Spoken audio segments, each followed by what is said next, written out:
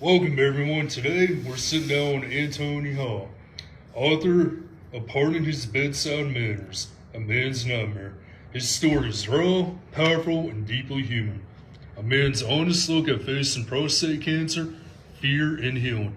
Anthony, thank you for being here. Well, I want to tell you, man, thank you for even having me here. I mean, it's a major honor and it's a major pleasure for you to even have me here, man. I appreciate you. Alrighty. You ready to do this? This can get pretty heavy, man. Yeah, man. Let me make sure I got my mind together. Yeah, I'm ready.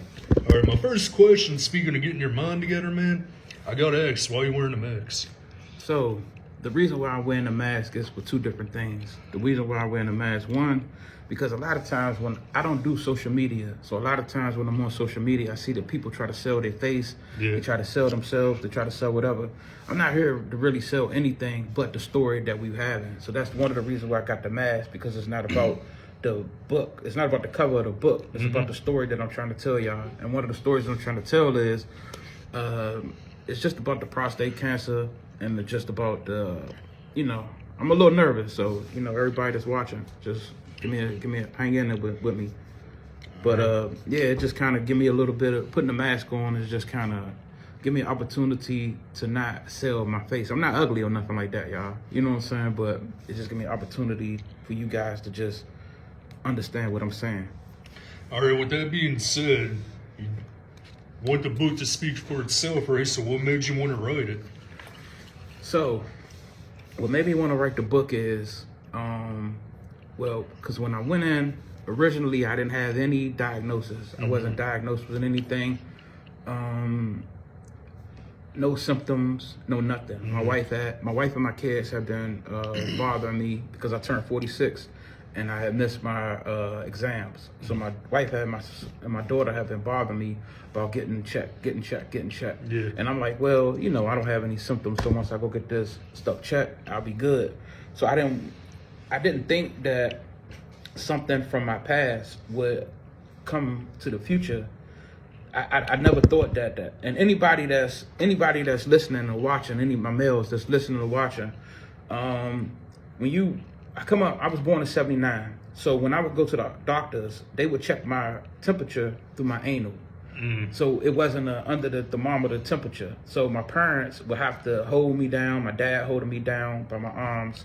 My mom holding me down by my pants. I said my pants, by my legs. So it was kind of difficult. I'm not gonna say it was sexual assault, but Parents gotta do what they gotta do, though. Yeah, I feel you. And it was kind of like, my whole situation was like, dang, man. And then with the colonoscopy, I was like, man, I could just take it and mail it in. So I took a, used the restroom, mailed that in. But when I came for my prostate, I didn't even know what PSA was. PSA is your prostate level. And once I got my blood work done, the young lady came back in. She said, hey, your PSA level is up. And I'm like, I didn't even know what she was talking about. And I said, okay. Then she said, hey, you're elevating. And once she told me that I was elevating, I ended up going to a specialist. And that's when I decided, when I was talking to them, I said, you know what, y'all, I'm going to write a book. And just to give you a little bit of insight on why I decided to write the book, I'm not going to badmouth anybody, any of the people, but I went to a urology place, and they made me feel like I had to write this book just to kind of get this out to males, and not just black males, not white males, not Latino males, just males, period. All the fathers across the globe, anybody that's taking care of their kids, anybody that's providing, anybody that's doing the things that, that fathers like to do, right? So I went in there, and the lady told me to put my arms on the metal thing. I couldn't do it. She tried to try to do the exam, and it didn't work out for me. So I kind of didn't elbow her, but I flinched a little bit and going through it because I didn't know what she was going to do. Yeah. And that's when I told her that I had to be put to sleep. So once I told her that I had to be put to sleep, that's when I started getting to where I had to write this book. Yeah. Because she came in, I got put to sleep, and this is for the biopsy, so that they can see what's going on with the cancer. Yeah. So she does she scheduled the biopsy. When I get in there, the surgeon is coming in. Now, anybody that's getting anybody that's work on them, the first thing you're gonna do is look at somebody's hands. Yeah, man, yeah. This guy looked like he work at Jiffy Lube, man. Talk about, man, this guy looked like he work at Amco, Double A, MCO. Look like he pulling carburetors, changing spark plugs, all that. And he asked, I was gonna say, I would say you're in good hands, but right now we ain't too sure about that. man, I'm telling you, man. So he said, hey, he said, man, he said, you know that you're doing something that takes 7 hours that could have took 5 minutes. That bothered me because, okay, I told you earlier about the story with me and my parents and me getting my temperature checked. Yeah. What about the people across the globe that's been sexually assaulted, that's been actually taken advantage of to where, what if that was me? He didn't know what my situation was while I was doing that. So I said, you know what, man, I got to write this book for people to know, and guys that's been sexually assaulted, people that's been going through that stuff, to know that, hey, 45, 46, somebody's going to have to violate you. Well, we're going to keep that wrong. We ain't going to stop that. We're going to make sure. It's an intense subject because you bring up a good point, man. It don't matter your race, background, rich, poor, what's in your wallet. It don't matter because at the end of the day, we're all human. And part of the reason I feel like you're wearing a mask is not because you're hiding away from it. All right, if you were hiding, you wouldn't be doing this. You're trying to distance yourself from what could affect all males out there in the world. And when it comes to the essay, it's something else that is very rarely talked about. So you're stepping up, you're speaking out. It's a subject that hardly ever is brought to light. So thanks for sharing that testimonial. But with that said, man, how was your surgery? So with the surgery, was okay. The surgery, the doctor was really, I went to Johns Hopkins to get it done. So after leaving the urology place, my wife had scheduled something for me to go to Johns Hopkins. And I wrote that in the book, so you could probably get that through the book. So she scheduled me to go somewhere else, so I ended up getting everything done in Johns Hopkins. So everything was extra smooth. Now, the recovery part of it was a little bit difficult. It was like I went to sleep, got knocked out, and then I woke up with a catheter. Oh. Yeah, so you wake up with the catheter, and you know, my wife was very supportive. My kids was right there with me.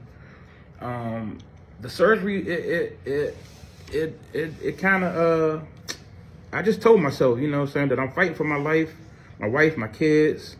You know, they were my anchor. They were my anchors, you know what I'm saying? That was the love that, you know what I'm saying, I really appreciated the most, you know what I'm saying? Yeah, I mean, you gotta have, you know, your anchors, your love. And without that, I mean, you really don't have much of nothing. Because that's why we do what we do. Because if it was just me in that position and I didn't have no one to lean back on, I would never bother going to the doc. Right. I would just tough it out, which is another problem that dudes have. We do too much chest pounding. If you pound that chest a little too much, it's going to be hollow in what's there. But what was the worst part of it all? Man, let me tell you. The worst part was feeling helpless. You know, I'm a provider, you know what I'm saying? So I'm used to getting up, working, fixing things. Being still, you know what I'm saying, was torture, you know what I'm saying? But I learned through the trials and tribulations that it was just a big big lesson, you know what I'm saying, of taking patience and doing whatever it was, you know what I'm saying, and trying to heal, you know. And I could say the worst part was definitely the catheter. Having to, and for my men, and I'm just telling y'all because it's real, and anybody that's got cancer that's dealing with what I'm dealing with, one of the worst parts was going to do number 2. Because when you're doing number 2, you got the catheter in, and when you're usually doing number 2, you're using that was one of the worst parts. So for my individuals and anybody that's coming up on that situation, I would say one of the things that they may want to invest in would be a toilet riser, so that they can kind of get up. Because when you're trying to get up off the toilet and doing things like that, it's very difficult. And shout out to my wife definitely for helping me through a hard time like that. I remember one time we was going to the restroom and she slipped and fell. And as anybody know, you're not supposed to lift over 5 pounds. And she went to go slip and fall. And as you can see, my nails are long. I thought I poked her in her eye, but I didn't. So the worst part definitely was the sitting in the house and the catheter. Oh yeah, God bless the ladies. Like recently, you know, I was working at a Lowe's, right? And I was, you know, laying awake, 12 midnight. I was in so much pain, I was crying my eyes out. My fiance, I just recently got engaged. Congratulations. Thanks, man. Now, my fiance was like, dude, you gotta find something else because you're no good at home if you're in this much pain. And it was a bitter pill to swallow because us dudes, we like to be providers because it's, you know, in our system.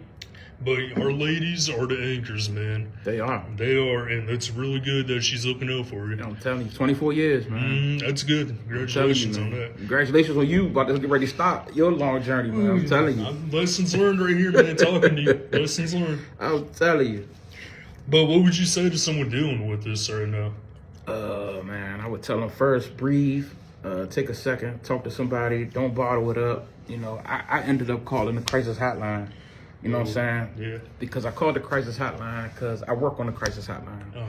And one of the things that I know about the hotline is that you're anonymous. They don't know you, and you don't know them. Yeah. And you can get whatever you want to get off your back. And they can't take the information that you're providing them with and use it against you later on in life. And that's what sometimes people in life seem to have. You know what I'm saying? And just let them know, like, the fear, it don't always mean you weak. You know what I'm saying? You human. You know what I'm saying? Don't wait. Don't wait to get checked. You know what I'm saying? Don't wait to get checked. Don't wait to get checked. Early detection saved my life. Yeah. You know what I'm saying? I mean, that's why we got these programs and stuff in place because it's a very real thing. You can't fight Father Time. You can't fight Mother Nature. But, you know, have you changed any since your diagnosis and recovery? To be honest with you, I really have changed. All right. I've changed because I've now noticed I already didn't have a lot of friends. I'm not a social media person. When I first got diagnosed, I said to myself, wow, this is serious. Who do I tell? Yeah. With friends, with family members. And originally I wasn't going to tell anybody.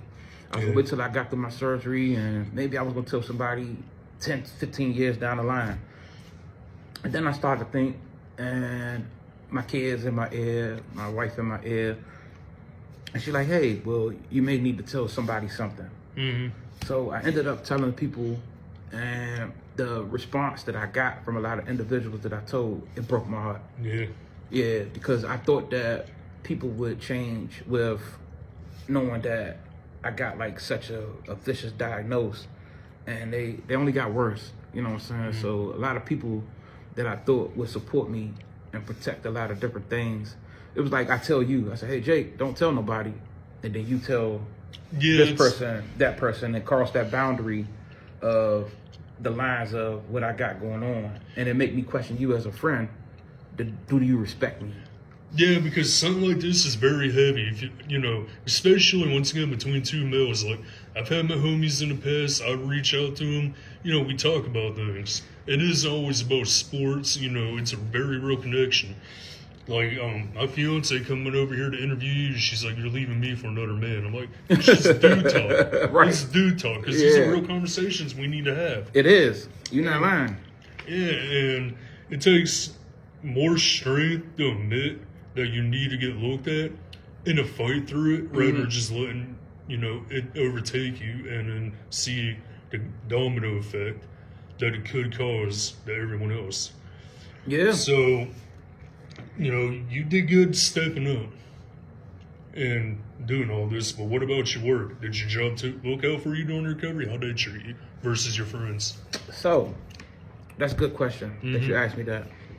So, I'm a big advocate of individuals doing other things in life because I was a caseworker, and when I was a caseworker, one of the things that I learned that I had 18 clients. Oh. So out of the 18 clients that was on my caseload, each and every last one of them was on Social Security. So it made me come to the understanding that I'm going to be on Social Security if I don't build my future to wherever I need to build my future to. You know what I'm saying? Mm-hmm. So it was like the labor laws and the job. It's like, okay, and I've been telling my wife this forever. Yeah. I said, hey man, I'm only going to be able. She said, why you work so hard? Why you do things so hard? I said, Yeah. because it's going to come a time where I won't be able to work, and once I can't Exactly. work, I'm no good to Exactly. anybody in life. Yep. So the FMLA, I end up getting that, but I only could use I could use the time that I had that I had available. Mm-hmm. So whatever my paid time was. So imagine I didn't have no time. Oh, yeah. I would have been short. But because I'm a hard worker, it worked out for me. But if it didn't, I'm thinking about the person that's not like me. I'm advocating for the person that's Yeah, not like me, exactly. for the person that didn't have the time. The person that don't have this, because now your bills are coming in at 100%, but you're only getting paid at 80, 85 to 70%. Yeah, FMLA is going to protect your job so that you don't go through whatever you go through. But however, it's not going to give you the pay that you need. So did my job look out for me? No, they didn't. No. Yeah, that's the downside to the workforce nowadays. It's like, the classic to have your position filled before you're lowered in the ground. And you brought up something else, like you had your 18 clients. We don't know what position they're in until we're in it ourselves, and then you start to understand. Like, it just, don't count your chickens before they hatch. Don't. And you gotta plan ahead. It's a tough thing. You never know what life's gonna throw at you, but it's worth living for every second. Mm-hmm. Are you planning on starting a nonprofit to help men out after surgery?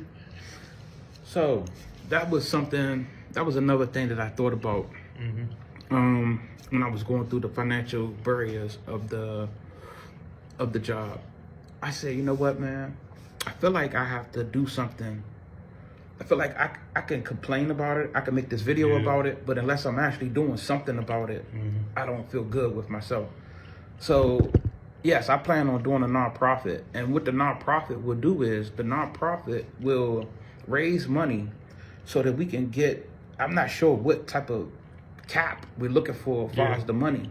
But what will happen is we will have a lot of men put their name in the pool that got cancer. Yeah. They'll put their name in the pool, like putting your name in the hat, and we'll shake the hat up and we'll pull a couple of names out depending on whatever money we got, and we'll be able to give these people that money so that they can be able to not have that stress that I had in dealing with not being able to pay this, not being able to pay that, not being able to pay this, because now you got to take this time off to heal. Mm-hmm. That's one important thing about this cancer and about this treatment. When you go to get the surgery done, you might think that we men, so we might think that we can get up and we can move around. Yeah. It's not gonna happen. Oh no. You have to take them 30 days off, up to 45 days, so that you can heal.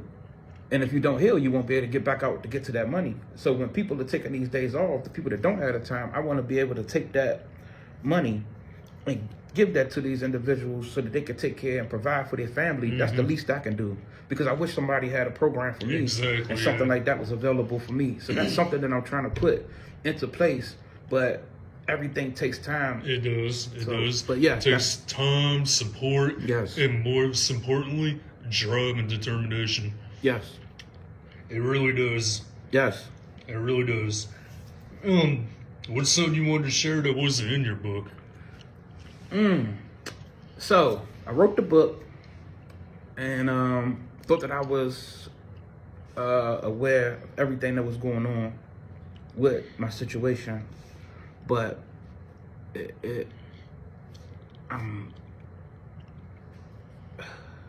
so I wrote the book. Just bear with me for a second, y'all. Go for it, man. Wrote the book, did everything, and I researched a little bit, and I walked up to somebody one day, and I said, yeah, man. I said, I just beat cancer. Mm-hmm. And my wife kindly pulled me to the side. And she said, hey, I don't think you need to be telling people that. I said, why? She said, you know this stuff don't go into remission up until 5 to 10 years. I said, what? So now here it is. You know, my diet, my eating habits, my living habits, everything that I have to do, it's almost like God put me on living probation. To whether I'm going to eat right, whether I'm going to do this right, whether I'm going to do that right, whatever I'm going to do, it's almost like I'm on probation to where if I don't do it, I don't know what my situation may be. And I like fried chicken. I ain't gonna lie to you, but I like to eat that chicken. We like our chicken, I like to man. eat that We chicken. like it. You know what I'm saying? I don't like too much chicken, but I like to eat that chicken fried. I like fried food. But I'm really into sweets. You know what I'm saying? So to know that sweets bring back cancer cells. Everything that I like and everything that I love will bring back the cancer. So the one thing that I didn't put in my book is that you gotta be strong all the way to the finish line. Like all the way. Like it doesn't go in remission, but you gotta be strong. That's one of the things. But yeah, to answer your question, it was the remission. I was unaware when I was even writing the book and I was going through all that I was 5 years down the line. I didn't know I was on 5 years of probation. I thought I had did my time and was getting out of there. And here's the thing, though. You can be healthy as an ox. It gets everyone. It gets everyone to some degree. Yep.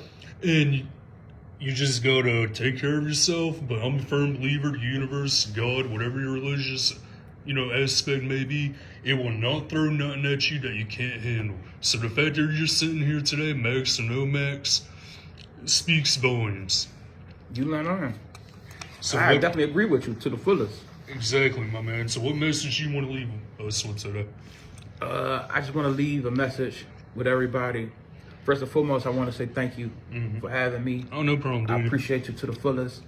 One of the messages I want to leave for each and every last male that's on this face of earth, no matter what your color is, no matter what anything is, no matter what your weight size is, no matter what anything is, no matter how you feel, no matter what you think about anything, make sure that you get checked. It's very, very, very, very vital. It's very, very, very important. I don't care who you are, how much money you have, who you think you are, who you think you're not. It is super duper important to try to get this thing checked early so that you can get ahead of everything that you got going on. So that's just my thing, to try to get your just to get your blood checked, and to get your I guess your colon too, or anything. Just go to the doctors and just try to and don't worry about crying.